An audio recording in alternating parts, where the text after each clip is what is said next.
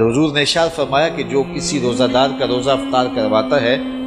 تو اللہ تعالیٰ روزہ دار کے اجر کو کم کیے بغیر اتنا ہی اجر روزہ افطار کروانے والے کو عطا فرماتا ہے۔ تو صحابہ نے عرض کی یا رسول اللہ، ہم میں سے کچھ ایسے لوگ ہیں کہ جو روزہ افطار کروا نہیں سکتے، اتنی طاقت نہیں رکھتے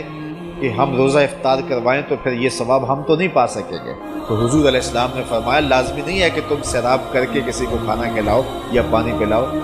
اگر مسقط لبن، حضور نے فرمایا کہ دودھ کا ایک گھونٹ، اور شربہ من الماء،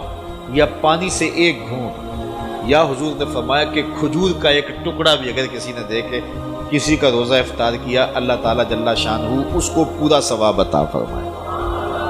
اور جس نے پورا اہتمام کیا